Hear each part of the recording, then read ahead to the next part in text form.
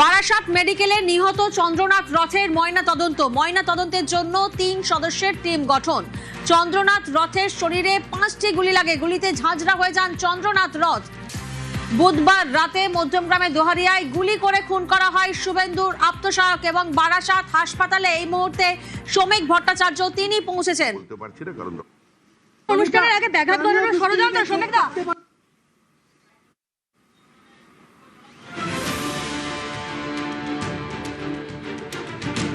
বারাসাত হাসপাতালে ইতিমধ্যেই পৌঁছেছেন শ্রমিক ভট্টাচার্য। বারাসাত মেডিকেলে নিহত চন্দ্রনাথ রথের ময়নাতদন্ত হবে এবং সেই ময়নাতদন্তের জন্য 3 সদস্যের টিম গঠন করা হয়েছে। চন্দ্রনাথ রথের শরীরে 5টি গুলি লাগে, গুলিতে ঝাঁঝরা হয়ে যান চন্দ্রনাথ রথ। জিয়াউল প্রতিনিধি আমাদের সঙ্গে রয়েছেন। জিয়াউল, এই জায়গা থেকেই তোমার কাছে জানতে চাইবো ময়নাতদন্তের প্রক্রিয়া কখন শুরু হচ্ছে?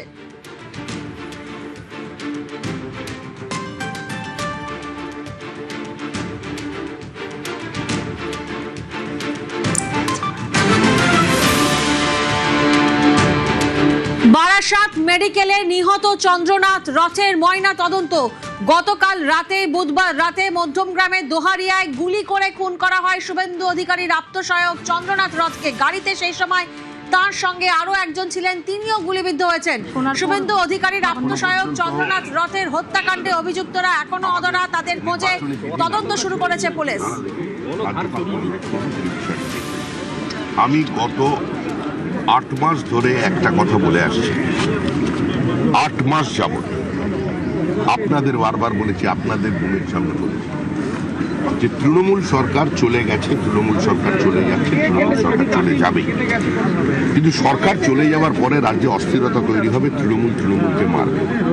অধিকাংশ ক্ষেত্রেই দেখুন যা ভাঙচুরের ঘটনা, 4 ঘন্টার বিজেপি যারা আগের দিন লাইভ পোস্ট করছে বিজেপি ক্যান্ডিডেটের বিরুদ্ধে অশ্রাব্য গালিগালাজ করে, পরের দিন তার হাতে বিজেপি পতাকা, তারা গিয়ে তৃণমূল কংগ্রেসের অফিস ভাঙছে, দখল করছে। আর যারা যারা আমাদের যুক্ত আছে, আমি আজকে বিকেলে তাদের দল থেকে তাড়িয়ে দেবো। শপথ গ্রহণের আগে এরকম ঘটনাটা একটা থ্রেট, প্রধানমন্ত্রী আসবে। আমি এর বেশি কিছু বলতে চাইছি না, মানুষের উপর ছেড়ে দিলাম, তারা বিচার করবেন। আমাদের রাজ্যবাসীর একটা রাজনৈতিক সচেতনতা আছে এবং গ্রহণে বা বর্জনে তারা চরমপন্থী। তার পরিচয় তারা 2011 সালেও দিয়েছিলেন, তার পরিচয় তারা 2026 সালে দিয়েছেন এবং অতীতে 1977-এও দিয়েছেন। সুতরাং এখানে পরিবর্তন যখন হয় তখন একটা নির্দিষ্ট আবেগের উপরে ভিত্তি করে হয়, রাজনৈতিক বোধের উপরে ভিত্তি করে হয়। আজকে রাজ্যের মানুষের সেই বোধের উপরে আমাদের সম্মান আছে। মানুষের আজ কালকে আমি আসতে পারি, যখন খবর পাই শঙ্কর ঘোষের কাছ থেকে, তখন আমার অবিশ্বাস্য লাগছে।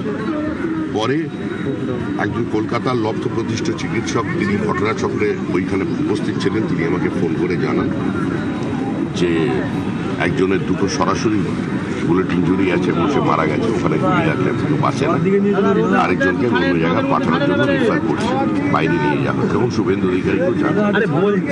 শুভেন্দু অধিকারী বলতে বাধ্য হলাম, মানসিকভাবে যে প্রস্তুতি ছিল না। শুভেন্দু অধিকারী তখনও জানতেন, মানে উনি যখন আসছেন এখানে উনি জানতেন যে উনি এখান থেকে প্রচণ্ড ব্লিডিং হচ্ছে, তাকে নিয়ে অন্য জায়গায় নিয়ে যাবে।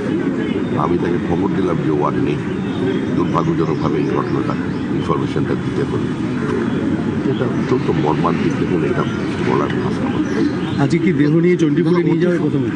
এটা পারিবারিক বিষয়, এটা শুভেন্দু অধিকারী আসছে, ওনারা এটা ঠিক করবে। তাদের সম্পূর্ণ থ্যাংক ইউ।